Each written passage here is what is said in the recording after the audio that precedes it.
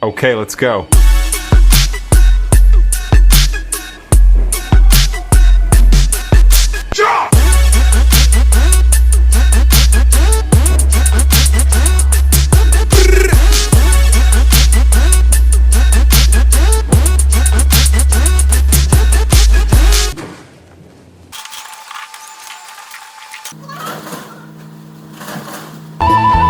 យប់យន់ស្ងាត់ឈឹង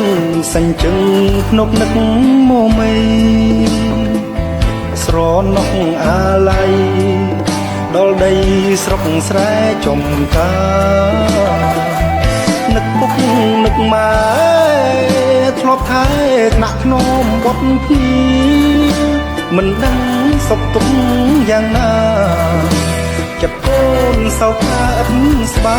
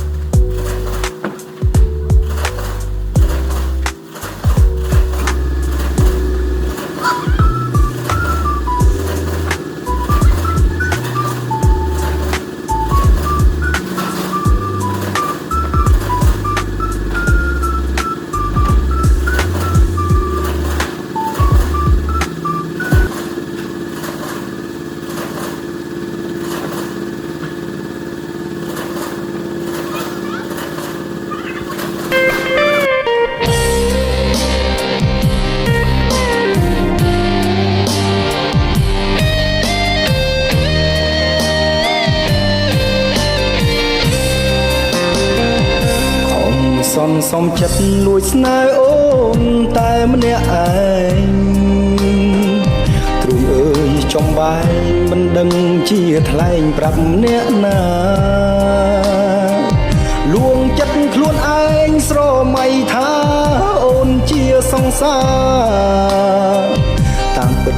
ជីវ៉ាមិនដឹងខ្លួនថាបងស្នេហ៍អូនឡើយទុករូបបងជាមិត្តម្នាក់បងក៏ដឹងបេះដូងប្រលឹងសាញ់ជឹកសាញ់ជឹងគិតគេផ្សេងពេលអូនរំលឹកពីគេនោះបងសោកសង្រេងក៏ហក់ខ្លួនឯងខំប្រឹងញញឹមលើកទឹកចិត្តស្នេហ៍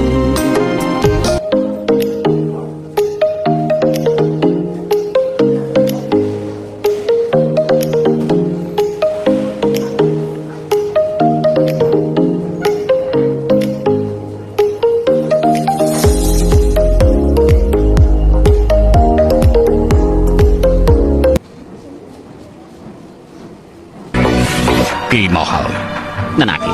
ពួកឯងគិតមើលទៅប្រហែលថ្ងៃមុននេះមេតបខ្លាំងសុនលីបានចេញមកអស់ហើយតែនៅសំមនុស្សម្នាក់មិនទាន់មកតើគឺជានរណាគឺកូនអ៊ីសូមគោរពលោកអបរាជលោកមេតបសុខសប្បាយទេខ្ញុំសុខសប្បាយទេលោកអបរាជខ្ញុំទទួលបញ្ជាពីទីប្រឹក្សានៅទីនេះដើម្បីរងចាំលោកបើខ្ញុំទៅតើលោកគិតយ៉ាងម៉េចលីបៃនឹងខំមីមិនលើកលែងឲ្យលោកទេទោះជាពួកគេលើកលែងឲ្យលោកចៅអ៊ីនិងសុនឈៀនដែលនៅជាងតុកក៏មិនលើកលែងឲ្យលោកដែរ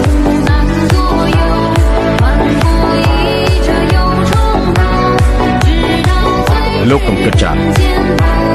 ទៅចាំខ្ញុំមិនអាចទៅទេដាច់គេទៅបាទ